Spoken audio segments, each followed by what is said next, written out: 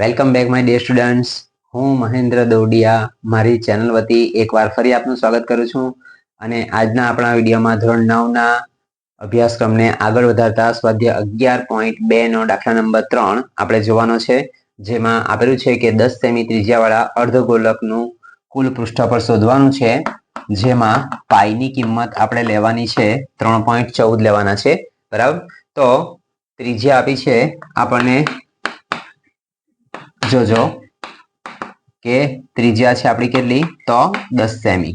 બરાબર, તો અર્ધગોલક અથવા અર્ધગોળાની લખીશું આ રીતે કે અર્ધગોળાનું કુલ પૃષ્ઠફળ. જોજો વિદ્યાર્થી મિત્રો, એકદમ ઈઝી દાખલો છે. અર્ધગોળાનું કુલ પૃષ્ઠફળનું સૂત્ર આવશે, શું આવશે? 3πr². બરાબર વિદ્યાર્થી મિત્રો, ગોળાના પૃષ્ઠફળનું સૂત્ર આવશે 4πr². અર્ધગોળાનું સૂત્ર આવશે 4 નું અડધું, એટલે કેટલું આવશે? 2πr². ને અર્ધગોળાનું કુલ પૃષ્ઠફળ સૂત્ર, જેમ કે પરીક્ષામાં અવારનવાર પૂછાય છે કે અર્ધગોળાનું કુલ પૃષ્ઠફળનું સૂત્ર એટલે આવશે 3πr². બરાબર, 3πr નો વર્ગ. બરાબર, આગળ જોઈએ તો 3 પાઈની કિંમત લખીશું આપણે 3.14 લખવાના છે. તો વિદ્યાર્થી મિત્રો 3.14 છે, તો પોઈન્ટ પછી આપણી 1 અને 4 એટલે બે રકમ છે, તો આપણે એને 314 બનાવવા માટે નીચે લખીશું આપણે 2 1 પર 2 0, એટલે કે ઉપર 314 બને અને નીચે લખાશે કેટલા? 100. બરાબર છે. ત્યાર પછી r બરાબર ત્રિજ્યા આપેલી છે 10 આપણને, તો 10 ને 10 લખીશું કેટલી વખત? 2 વખત. તો વિદ્યાર્થી મિત્રો જોજો અહીંયા કે આ 2 0 ઉપર ને 2 0 નીચે તે કટ થશે આપણા. બરાબર, તો જે વધે તેનો ગુણાકાર થશે વિદ્યાર્થી મિત્રો. તો 314 ગુણ્યા 3 કરીશું, તો 314 ગુણ્યા 3 કરીએ તો 3 ચોક 12 2 વધી 1, 3 1 3 ને 1 4 અને 3 ટાલી 9 એટલે આવશે કેટલા? 942. તો 942 સેમી સ્ક્વેર. બરાબર, તો વિદ્યાર્થી મિત્રો આપણા અર્ધગોળાનું કુલ પૃષ્ઠફળનો જવાબ છે આપણો કેટલો? તો 942 સેમી સ્ક્વેર. બરાબર, તો આગળ દાખલા નંબર 4 જોઈશું આપણે કે એક ગોળાકાર ફુગ્ગામાં હવા ભરવાથી તેની ત્રિજ્યા 7 સેમી થી વધીને 14 સેમી થાય છે, તો બંને પરિસ્થિતિમાં ગોળાકાર ફુગ્ગાની વક્ર સપાટીના ક્ષેત્રફળ નો ગુણોત્તર આપણે શોધવાનો છે. તો ટૂંકમાં એનો અર્થ શું થાય વિદ્યાર્થી મિત્રો, કે આપણે બે વાર દાખલો ગણવાનો છે કે એક વખત ત્રિજ્યા આપણી 7 સેમી હોય ત્યારે વક્ર સપાટીનું ક્ષેત્રફળ કેટલું, અને 14 સેમી હોય ત્યારે વક્ર સપાટીનું ક્ષેત્રફળ કેટલું, અને તેનો જે જવાબ આવે તેનો પછી આપણે ગુણોત્તર શોધીશું. બરાબર, તો પહેલા આપણે લખીશું જો ત્રિજ્યા 7 સેમી, લખીએ જો ત્રિજ્યા 7 સેમી હોય ત્યારે. બરાબર, તો લખીશું આપણે કે ત્રિજ્યા કૌંસમાં r બરાબર 7 સેમી. બરાબર, તો લખીશું કે ગોળાની વક્ર સપાટી નું ક્ષેત્રફળ બરાબર, એનું સૂત્ર છે 4πr². બરાબર, તો 4πr² લખીશું તો સૂત્ર છે એનું આ રીતે. તો લખીશું 4 ગુણ્યા પાઈની કિંમત લખવાની છે આપણે 22/7 ગુણ્યા r². એટલે ત્રિજ્યા આપી છે આપણને કેટલી? 7 ગુણ્યા 7. બરાબર, તો વિદ્યાર્થી મિત્રો આવું કરીશું આપણે કે ગુણોત્તર શોધવાનો છે, એટલે પાઈની કિંમત નહીં લખીએ તો પણ ચાલશે અને લખી દઈએ તો પણ ચાલશે. તો એને રવા દઈશું, 4 7 7 કટ કરીશું અને 4 ગુણ્યા 22/7 તેને રવા દઈશું. બરાબર, તો અહીંયા લખીશું આપણે 4 ગુણ્યા 22/7 સેમી સ્ક્વેર. બરાબર, આટલું રહેવા દઈશું આપણે. ત્યાર પછી હવે જોવાનું છે આપણે જ્યારે ત્રિજ્યા 14 સેમી હોય ત્યારે. તો લખીશું આપણે જ્યારે ત્રિજ્યા 14 સેમી હોય, ત્યારે. બરાબર, તો ફરી પાછું લખીશું આપણે આ રીતે. જોજો કે ત્રિજ્યા કૌંસમાં r બરાબર 14 સેમી છે.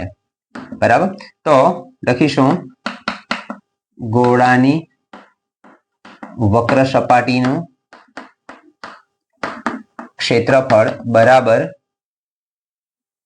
4πr². બરાબર, 4πr નો વર્ગ. તો લખીશું ફરી પાછું કે 4 ગુણ્યા પાઈની કિંમત લખવાની છે 22/7 અને ત્રિજ્યા આપી છે આપણને 14. તો ફરી પાછા 14 લખીશું કેટલી વાર? 2 વાર બરાબર. તો ફરી પાછું લખીશું આપણે 7 અને અહીંયા ભાગ પડશે 7 2 14 7 7 કટ થશે. તો હવે આપણા જે વધેલા છે તે લખીશું પાછા કે 4 ગુણ્યા 22 ગુણ્યા 14 ગુણ્યા 2 બરાબર. આટલું આવેલું છે આપણું સેમી સ્ક્વેર બરાબર. તો હવે આપણને 7 સેમી ત્રિજ્યા હોય ત્યારે એની વક્ર સપાટીનું ક્ષેત્રફળ મળેલું છે અને 14 સેમી હોય ત્યારે એનું વક્ર સપાટીનું ક્ષેત્રફળ આપણને મળેલ છે. તો હવે આપણે શોધવાનું છે એનો ગુણોત્તર બરાબર કે ગુણોત્તર બરાબર 7 સેમી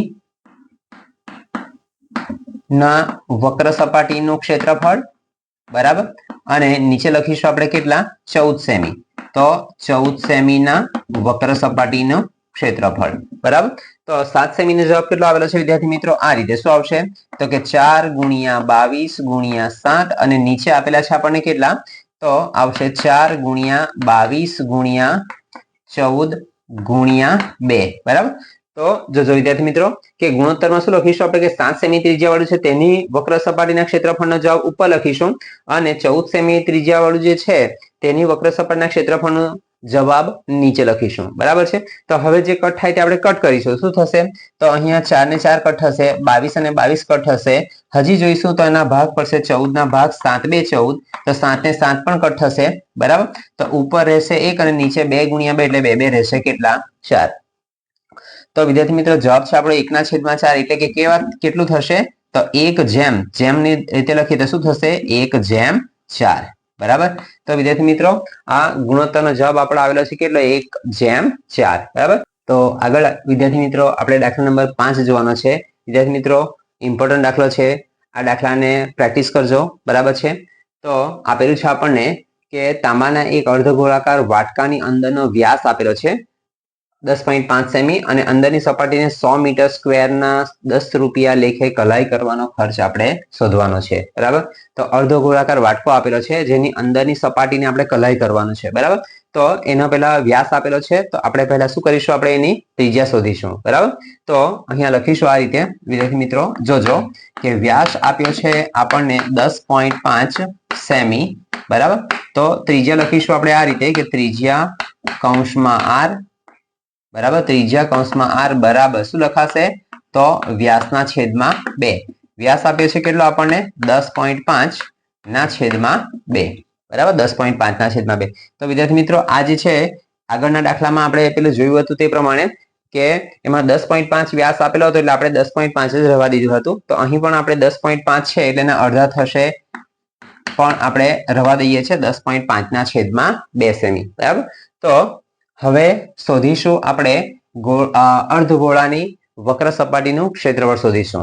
તો આપણે લખીશું અર્ધગોળાની વક્ર સપાટીનું ક્ષેત્રફળ બરાબર 2πr². તો લખીશું આપણે 2 ગુણ્યા પાઈની કિંમત લખીશું 22/7. r બરાબર ત્રિજ્યા આપી છે 10.5 એટલે આપણે એને 105 બનાવવા માટે નીચે લખીશું 1 પર 1 શૂન્ય અને ગુણ્યા પાછા 2. ફરી પાછું લખીશું તો અહીંયા 105 આવશે અને છેદમાં ફરી પાછા આવશે 10 ગુણ્યા 2. તો વિદ્યાર્થી મિત્રો ભાગ ઉડાડતા આ રીતે થશે. ભાગ કટ કરીશું તો 10 છે અથવા 7 ને ગણીએ તો 7 × 7 એટલે કે 15 + 105 એવું થશે વિદ્યાર્થી મિત્રો 15 + 105. તો આ 7 અને 7 આપણા પહેલા કટ થશે બરાબર છે. આગળ જઈશું તો ફરી પાછા 15 ના ભાગ પાડીશું તો આવી રીતે થશે કે 5 તારી 15 અને નીચે 1 10 ના ભાગ પાડીશું તો 5 2 10. તો 5 અને 5 કટ થશે 2 અને 2 કટ થવાના બરાબર. હજી નીચે વધેલા છે આપણા કેટલા 2 10 અને 2 તો 1 22 ના ભાગ પાડીશું 11 દુ 22 તો આ 2 ને 2 પણ આપણા કટ થશે બરાબર. તો નીચે હજી વધેલા છે આપણા 10 અને 2 અને ઉપર વધેલા છે આપણા કેટલા તો 105 વધેલા છે અહીંયા 3 વધેલા છે અને પેલા 11 છે તો 105 ગુણ્યા પેલા 11 ગુણ્યા 3 એટલે 11 તારી થશે કેટલા વિદ્યાર્થી મિત્રો 33 બરાબર. તો શું થશે અહીંયા 0 3 5 15 અને 3 1 3 બરાબર છે. ફરી પાછા 3 સાથે ગુણીશું તો આવશે 315 જ આવશે બરાબર. તો 5 5 ને 1 6 3 ને 1 4 અને 3 એટલે આવશે કેટલા 346 3465 આટલા આવશે બરાબર. અને એના હજી આપણે ભાગાકાર કરવાનો છે કેટલા વડે 2 વડે તો 306 એટલે કે 3465 ના છેદમાં 2 ગુણ્યા 10 બરાબર.